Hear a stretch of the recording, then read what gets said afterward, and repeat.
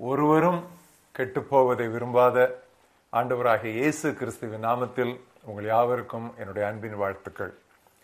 இன்றைய தியானத்தின் தலைப்பு ஒவ்வொருவரும் முக்கியம் என்பது. ஒவ்வொருவரும் முக்கியம், சிக்னிபிகண்ட் சிங்கிள்ஸ். ஆதாரமாக லூக்கா 15ஆம் அத்தியாயம் முதல் 10 வசனங்களை வாசிக்கிறேன். சகல ஆயக்காரரும் பாவிகளும் இயேசுவின் வசனங்களை கேட்கும்படி அவரிடத்தில் வந்து சேர்ந்தார்கள். அப்பொழுது பரிசேயரும் வேதபாரகரும் முறுமுறுத்து, இவர் பாவிகளை ஏற்றுக்கொண்டு அவர்களோட சாப்பிடுகிறார் என்றார்கள். அவர்களுக்கு அவர் சொன்ன ஓமையாவது, உங்களில் ஒரு மனிதன் 100 ஆடுகளை உடையவனாயிருந்து அவைகளில் ஒன்று காணாமல் போனால் 99 ஆடுகளையும் வனாந்திரத்திலே விட்டு காணாமல் போன ஆட்டை கண்டுபிடிக்கும் அளவும் தேடி திரிய மாட்டானோ? கண்டுபிடித்த பின்பு அவன் சந்தோஷத்தோட அதை தன் தோள்களின் மேல் போட்டுக்கொண்டு வீட்டுக்கு வந்து சிநேகிதரையும் அயலகத்தாரையும் கூட வரவழைத்து, காணாமல் போன என் ஆட்டை கண்டுபிடித்தேன், என்னோட கூட சந்தோஷப்படுங்கள் என்பான் அல்லவா? அதுபோல மனம் திரும்ப அவசியமல்லாத 99 நீதிமான்களை குறித்து சந்தோஷம் உண்டாகிருக்கிறதை விட மனம் திரும்புகிற ஒரே பாவி நிமித்தம் பரலோகத்தில் மிகுந்த சந்தோஷம் உண்டாயிருக்கும் என்று உங்களுக்கு சொல்லுகிறேன்.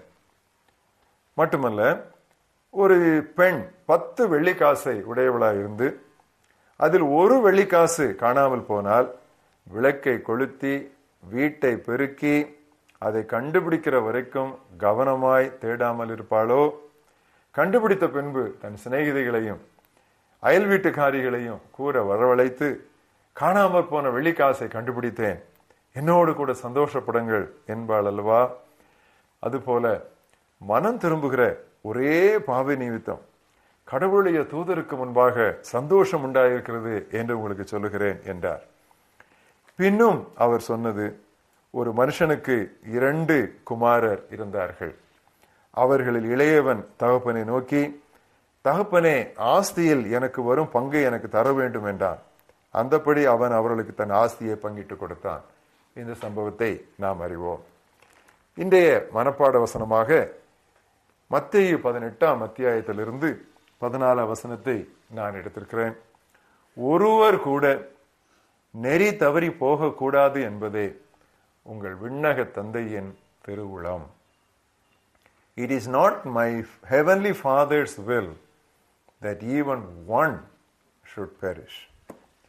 இயேசுவின் காலத்தில் அவரை போல் அதிக வேலை பளு இருந்தவர் எவரும் இல்லை எனலாம். அவருக்கு வேலை அதிகம், இருந்த வேலையோ மிகவும் கொஞ்சம். எப்போது பார்த்தாலும் அவரை சுற்றி கூட்டம். ஆனாலும் தனிநபருக்கான அவருடைய அன்பும் அக்கறையும் எப்பொழுதும் குறையவே இல்லை. எடுத்துக்காட்டாக யோவான் சுவிசேஷத்தை பாருங்கள்.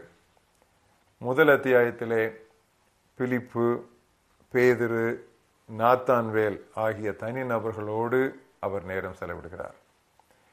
2ஆம் அத்தியாயத்திலே நம்ம எல்லாருக்கும் தெரிந்த அந்த கானா ஊரில் உள்ள மணவீட்டில் உள்ள வேலைக்காரரோடு நேரம் செலவிடுகிறார். 3ஆம் அத்தியாயத்தில் அது இரவு வேளையாயிருந்தாலும் நிக்கோதேமு என்கிற ஒரு யூத பண்டிதனோடு அவர் பேசிக் கொண்டிருக்கிறார். 4ஆம் அத்தியாயத்தில் அவ்வளவு களைப்பாயிருந்தும் அந்த சமாரிய பெண்ணோடு அவளுடைய ஆன்மீக தேவையை குறித்து உரையாடி கொண்டிருக்கிறார். 5ஆம் அத்தியாயத்திலே உதவியே இல்லாமல் அத்தனை ஆண்டுகள் கிடந்த ஒரு திமிர்வாதக்காரனுக்கு அவர் அன்றைக்கு ஒரு அற்புதம் செய்கிறார். மீதி அத்தியாயங்களை நீங்களே படித்து பாருங்கள். சிலுவையில் கூட அவர் ஒரு நபரை பரதீசுக்காக ஆதாயம் பண்ணினார். தனிநபர்களை குறித்த அவருடைய கரிசனை, தனிநபருடைய முக்கியத்துவத்தையும் மதிப்பையும் தம்மை பின்பற்றுவோருடைய மனதிலே ஆணித்தரமாக பதிப்பதற்காக இயேசு நாம் வாசித்த இந்த லூக்கா 15ஆம் அத்தியாயத்திலே 3 ஓமைகளை அடுத்தடுத்து சொன்னார். மேய்ப்பனுடைய 100 ஆடுகளிலே ஒன்று தொலைந்து போகிறது. 10 வெள்ளிக்காசுகளிலே அந்த பெண் ஒரு வெள்ளிக்காசை தொலைக்கிறாள். ஒரு தந்தையின் 2 மகன்களில் இளையவன் எங்கேயோ போய்விடுகிறான். ஆனால் இம்மூவரும் தொலைந்ததை கண்டுபிடித்த உடனே தங்களோடு உள்ள அத்தனை பேரையும் கைதட்டி கூட்டி அவர் சந்தோஷப்படுகிறார். இது நாம் அறிவது என்ன?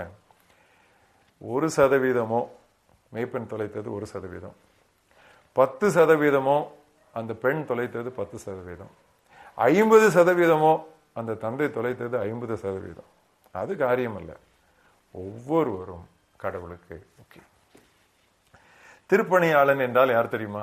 அதற்கு ஒரு டெபினிஷன், ஒரு வரையறை கொடுக்க வேண்டுமானால், இழந்து போனதை தேடிச் செல்கிறவனே திருப்பணியாளன். நம்முடைய இந்தியா தேடுவோர் நிறைந்த நாடு. தொலைத்தவர் கடவுள், தொலைந்தவன் மனிதன்.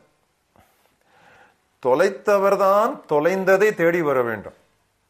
ஆனால் இந்திய மதங்களோ தொலைத்தவரை கண்டுபிடிக்க தொலைந்த மக்களை அங்குமிங்கும் துரத்துகின்றன. விளைவு 33 தெய்வங்கள். ஆனால் இறைவன் இயேசு மனிதனை தேடி வந்தார் என்பதே திருமறை கூறும் உண்மை. இன்னும் பாருங்கள், ஒரு நாள் இயேசு கிறிஸ்துவை சுற்றி அத்தனை திரளான கூட்டம் நெருக்கிக் கொண்டிருந்தார்கள். அவரை பார்க்க வேண்டும் என்று விரும்பிய சகை என்பவன் ஒரு மரத்தின் மேல் ஏற வேண்டியதாயிற்று. ஆனால் இயேசு அவனுக்காக அங்கு நின்று அவனை கூப்பிட்டு, இன்றைக்கு உன் வீட்டுக்கு நான் வருகிறேன் என்று சொன்னார். கூட்டம் இருந்தாலும் ஒரு தனிநபரை குறித்த கர்சனை அவருக்கு குறைந்து போகவில்லை.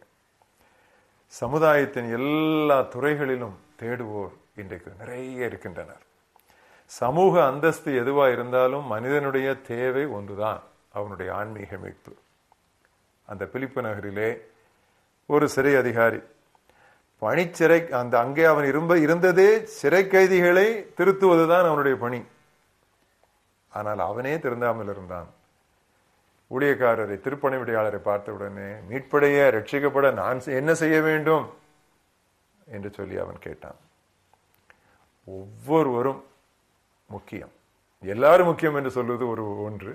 ஆனால் ஒவ்வொருவரும் முக்கியம் என கற்றுக்கொண்டால் தான் நாம் இயேசுவை போல் உண்மையான ஒரு ஊழியக்காரனாய் மாற முடியும். உண்மையான இயேசுவின் தொண்டனாய் மாறுவதற்கு முதல் படி ஒவ்வொருவரும் முக்கியம் என்று கற்றுக்கொள்வதே. சந்தியாகு ஐயர், மதுரையில் உள்ள சந்தியாகு ஐயர் என்பவர் கீர்த்தனையிலே நம்ம எல்லாரும் அடிக்கடி பாடுகிற அந்த பாட்டு தாசரை தரணியே, அதிலே அவர் விதமான ஒரு கவியை ஏற்றியிருக்கிறார். மார்க்கம் தப்பி நடப்போரை சத்திய வழிக்குள் வந்திட சேர்த்திடுவோம், ஊக்கமாக ஜெபித்திடுவோம், நாம் முயன்றிடுவோம், நாம் உழைத்திடுவோம், நாம் ஜெயித்திடுவோம். ஒருவர் கூட நெறி தவறி போகக்கூடாது என்பதே உங்கள் விண்ணக தந்தையின் திருவுள்ளம்.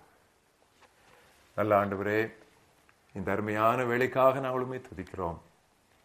ஒவ்வொருவரும் முக்கியம் என்பது உம்முடைய தாற்பரியமாக, உம்முடைய திருச்சித்தமாக, உம்முடைய குமாரனுடைய பாணியாக இராதிருந்திருக்குமானால், கர்த்தாவே, இன்றைக்கு நான் ரட்சிக்கப்பட்டிருக்க மாட்டேன்.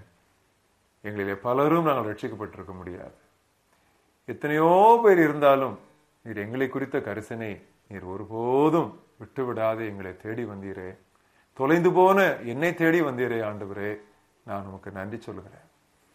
கர்த்தாவே, எங்கள் ஒவ்வொருவர் மேலும் நீர் அவ்வளவு கரிசனையா இருந்திருக்கும் பொழுது, நாங்களும் ஆண்டவரே உம்மை அறியாத ஒவ்வொருவர் மேலும் அதே கரிசனையை காட்ட கர்த்தாவே நீர் எங்களுக்கு அப்படிப்பட்ட பாச உணர்வையும் கரிசனை நிறைந்த ஒரு உள்ளத்தையும் நீர் தர வேண்டும் என்று நாங்கள் மன்றாடி கேட்கிறோம். கூட்டங்களை பார்த்து தனிநபர்களை அசட்டை செய்கிற இந்த காலத்து நாகரிகம் எங்களுக்கு வேண்டாம் ஆண்டவரே. ஒவ்வொருவரும் முக்கியம் என்பதை நாங்கள் புரிந்து கொள்ள எங்கள் மனதில் ஆணித்தரமாக அந்த சத்தியத்தை நீர் பதித்தருளும். இயேசு கிறிஸ்துவின் நாமத்தில் ஜெபிக்கிறோம் எங்கள் ஜீவன் உள்ள பிதாவே, ஆமென்.